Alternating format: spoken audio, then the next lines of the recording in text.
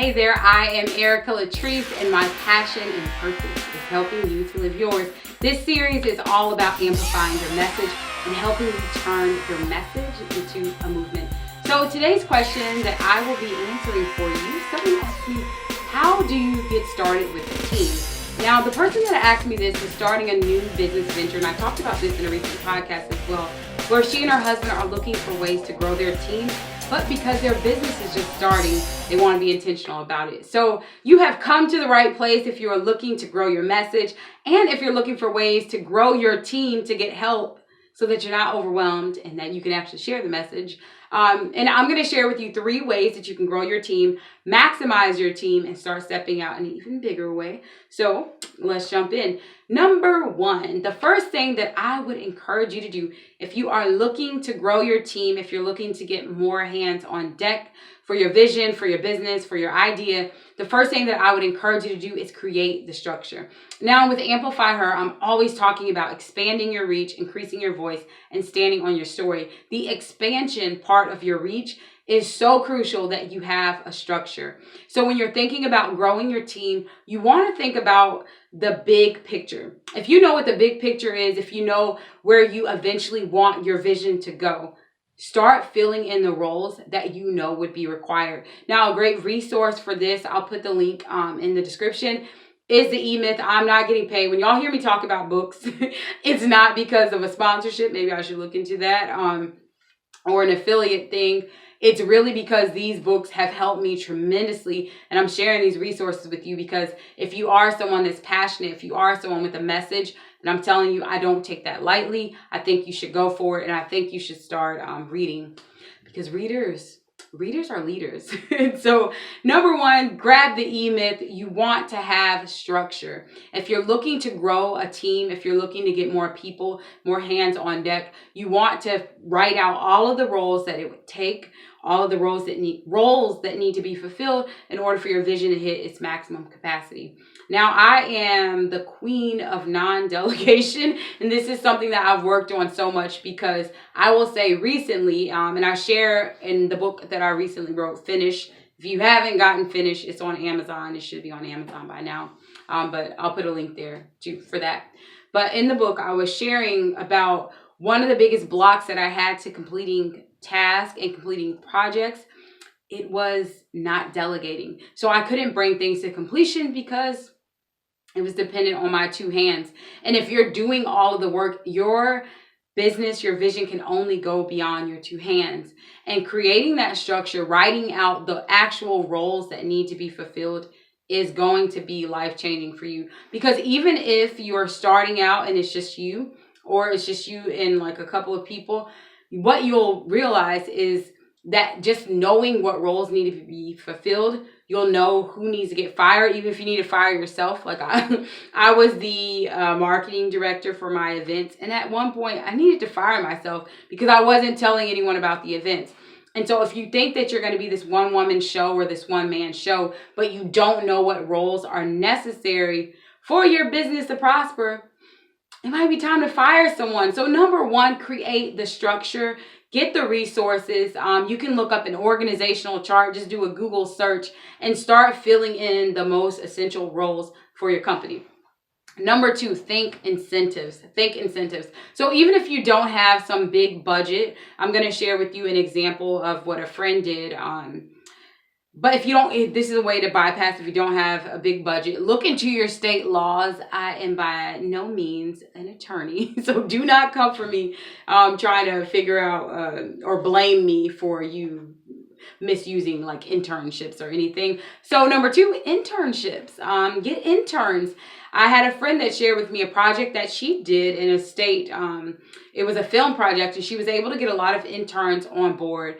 It was a pretty good number. And not only that, she was able to do research and find out that her state, the local state that she was in, actually funded stipends for businesses that were creating job opportunities for interns and for college students, basically. So look into that. But if you don't have a big budget, think about it in the way of incentives. What can you offer someone beyond just experience? What can you offer them to make it worth it for them to either maybe take a pay cut or for them to just get on board for your vision? but it's necessary. And if you've done number one, now you're no longer looking at, I don't know, like you're not confused about what you're bringing them on for. You'll literally know exactly who you need, what you need, why you need it. And there's also another great resource. I'll put it in the description, ONET Online, if you're wondering how to even create these job descriptions. I can talk about this absolutely forever because it's just something, I don't know, it's kind of boring if you think about it, but it's needed. It's so necessary to have that structure.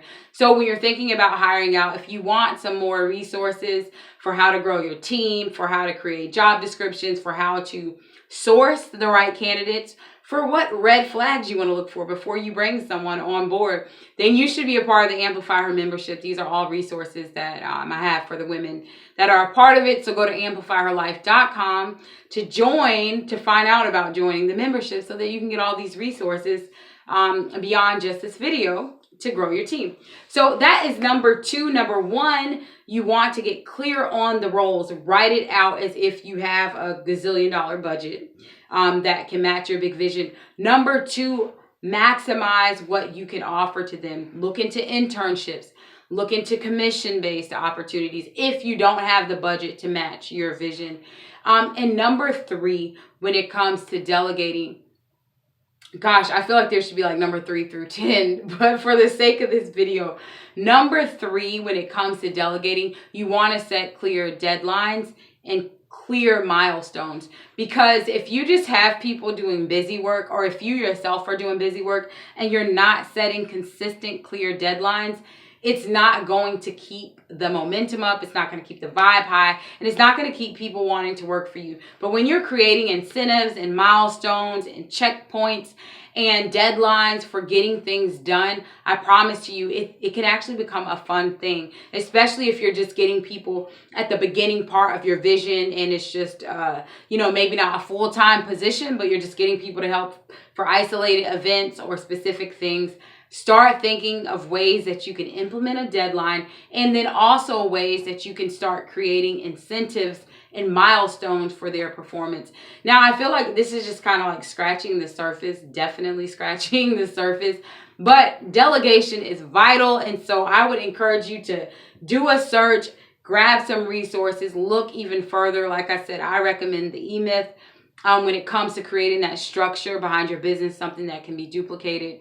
But it's so important because as long as you are doing everything, your business can never go beyond you. And I remember getting this advice from a mentor. She told me this, and I'll never forget it. I was doing an event, and I was so proud of myself. I was like, oh my God, my event sold out, and we are just amazing and everything. And I was telling her how I created these centerpieces, and I was, kind of hyped about my centerpieces. And she's like, why are you doing centerpieces? You're the visionary for this event. You don't have the time you spent doing the centerpieces. You could have been creating something beyond the event that could help the vision grow. And I say the same thing to you. It's not to say that anyone's beneath you or that anything is beneath you. However, when you're spending your time doing like $2 an hour job, well, $2 an hour is like modern day labor violations. But if you're spending your time doing stuff that's not really going to shift your vision and grow it, that's taking away from the energy. It's taking away from your time, your creative power that could be going towards what is going to keep the vehicle running and making it something incredible. So it's so important because there's someone else that would happily take that task off of your plate. There's someone that needs to do the work that you are doing, but you could easily be delegating out. So I would recommend, again, E-Myth. I would recommend to you Eat That Frog. Pretty much anything Brian Tracy related if you're looking for more tactics around delegation and knowing what to delegate, what to ignore, how to prioritize, and all that. But I would talk you to death, and I'm not going to. But you can stay connected with me across social media at Erica Empowers. Make sure that you subscribe here so that you can get the latest, greatest updates on how to turn your message into a movement. If you are someone, if you have a desire to start speaking, publishing, getting your message out through books and sharing it on stage and platforms, you need to be at an Amplify Her Live event. So go to amplifyherlife.com/apply so that you can be in the building at our next event. Thanks so much for watching. Go out and make today amazing, because it is absolutely a choice.